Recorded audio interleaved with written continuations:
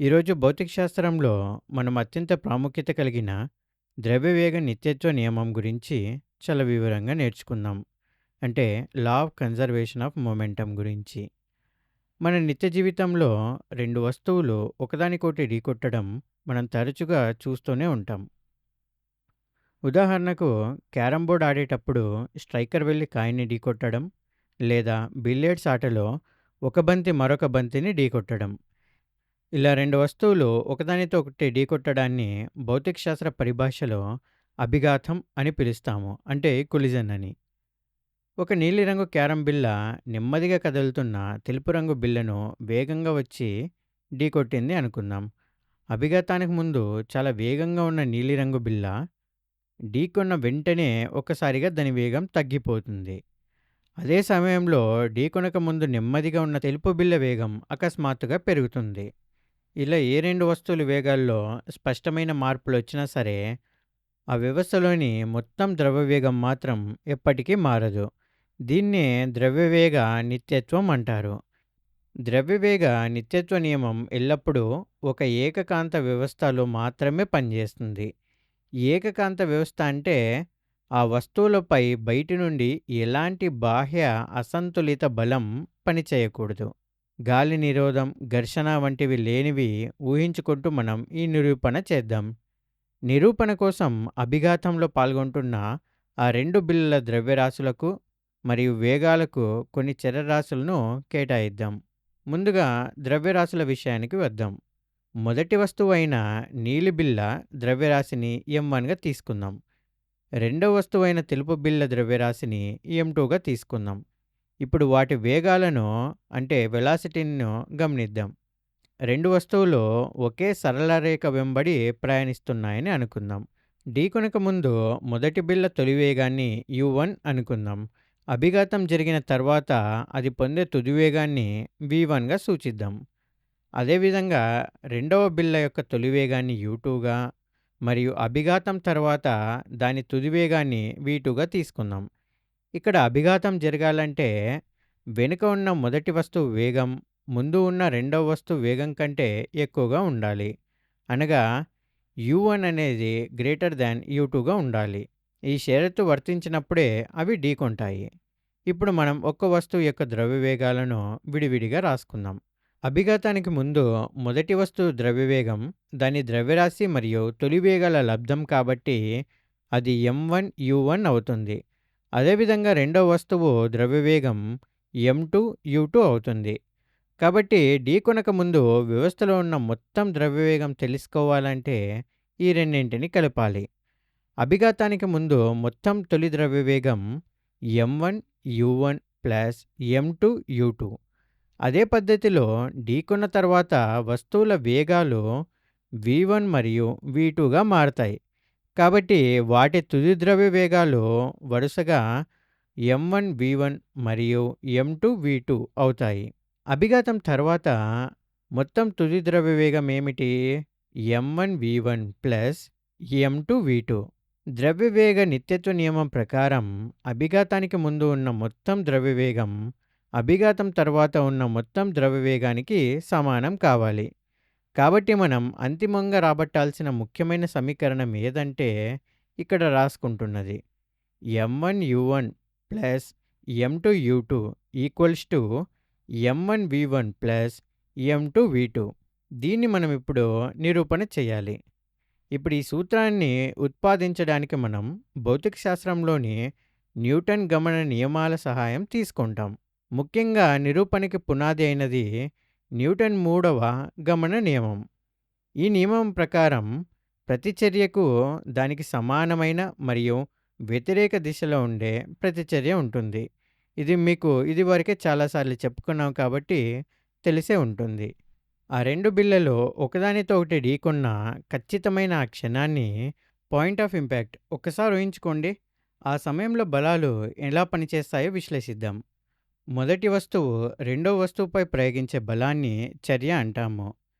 దీన్ని F2 అనుకుందాం. అదే క్షణంలో న్యూటన్ మూడవ నియమం ప్రకారం రెండవ వస్తువు కూడా ఊరుకోకుండా మొదటి వస్తువుపై వెనక్కి బలాన్ని ప్రయోగిస్తుంది. దీన్ని ప్రతిచర్య అంటాము. ఈ బలాన్ని F1 అనుకుందాం. చర్య మరియు ప్రతిచర్యలో పరిమాణంలో ఎల్లప్పుడూ సమానంగా ఉంటాయి. కానీ వాటి దిశలు పరస్పరం వ్యతిరేకంగా ఉంటాయి. కాబట్టి ఈ బలాలను మనం గణిత శాస్త్రపరంగా ఒక సమీకరణంగా ఇలా రాయవచ్చు. F1 equals to minus F2 అని. పై సమీకరణంలో ఉన్న రుణ గుర్తు అంటే ఈ మైనస్ ప్రతిచర్య బలం వ్యతిరేక దిశలో పనిచేస్తుందని స్పష్టంగా సూచిస్తుంది. అయితే మనం నిరూపించాల్సిన ద్రవ్యవేగ సమీకరణంలో బలాలు లేవు గదా! కేవలం ద్రవ్యరాశులు మరియు వేగాలు మాత్రమే ఉన్నాయి. కాబట్టి ఈ బలాలను ద్రవ్యరాశుల్లోకి మార్చడానికి మనం న్యూటన్ రెండవ గమన నియమాన్ని ఉపయోగిస్తున్నాము. న్యూటన్ రెండవ నియమం ప్రకారం అంటే న్యూటన్ సెకండ్ లా ప్రకారం ఏదైనా వస్తువుపై పనిచేసే బలం అనగా ఆ వస్తువు యొక్క ద్రవ్యరాశి మరియు అది పొందిన త్వరణాల లబ్ధానికి సమానం. దీని సూత్రం ఏమవుతుంది? F equals to MA. ఇప్పుడు ఈ సూత్రాన్ని ఉపయోగించి మన చర్య ప్రతిచర్య సమీకరణంలోని బలాలను మారుద్దాం. మొదటి వస్తువుపై పనిచేసే బలం F1కి బదులుగా దాని ద్రవ్యరాశి m1 మరియు త్వరణం a1 లబ్ధాన్ని ప్రతిక్షేపించాలి.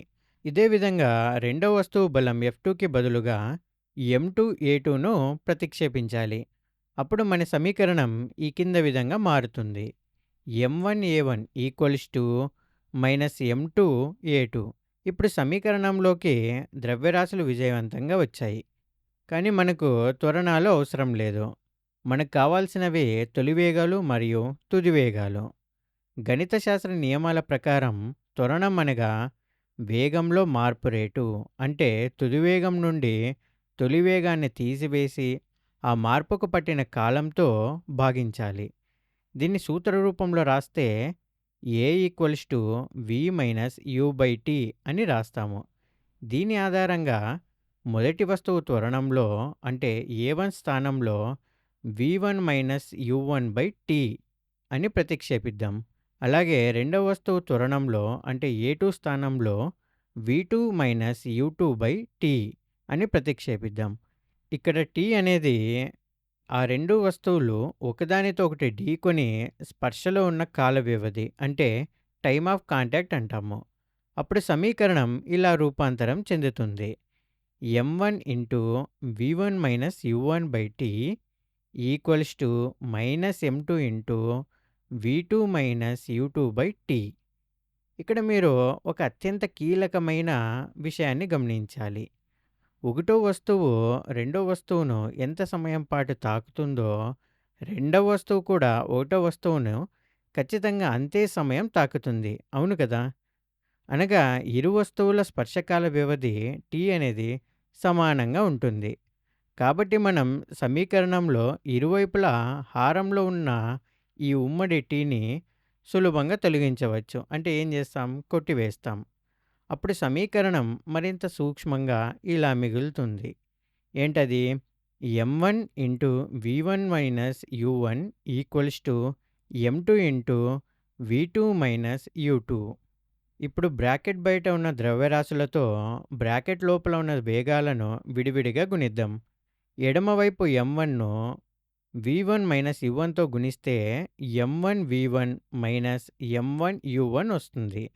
కుడివైపున రుణ గుర్తు ఉన్న మైనస్ m2తో గుణించేటప్పుడు మైనస్ ఇంటూ మైనస్ ప్లస్ అవుతుందని మనకు తెలుసు.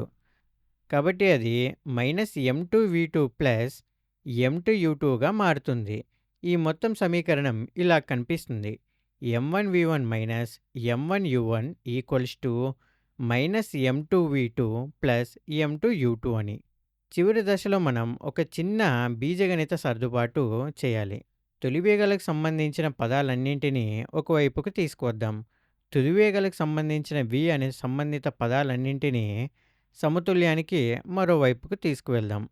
ఎడమవైపు ఉన్న రుణపదం మైనస్ m1 u1ను కుడివైపుకు పక్షాంతరం చేస్తే అది ధనపదం అంటే ప్లస్ m1 u1గా అవుతుంది.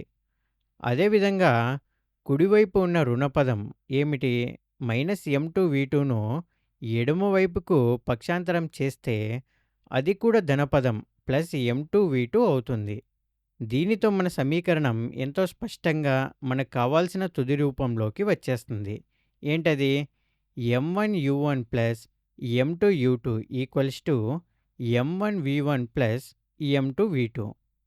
ఈ విధంగా న్యూటన్ రెండవ మరియు మూడవ గమన నియమాల ఆధారంగా రెండు వస్తువులు అభిఘాతం చెందినప్పుడు వాటి వేగాలలో మార్పులు వచ్చినప్పటికీ అభిఘాతానికి ముందు ఉన్న వ్యవస్థ మొత్తం తొలి ద్రవ్యవేగం అంటే m1u1 ప్లస్ m2u2 మరియు అభిఘాతం తర్వాత ఉన్న వ్యవస్థ మొత్తం తుది ద్రవ్య వేగానికి m1v1 ప్లస్ m2v2 ఎల్లప్పుడూ సమానంగా ఉంటుందని మనం గణిత శాస్త్ర పరంగా మరియు శాస్త్రీయ పరంగా కూడా నిరూపించాము.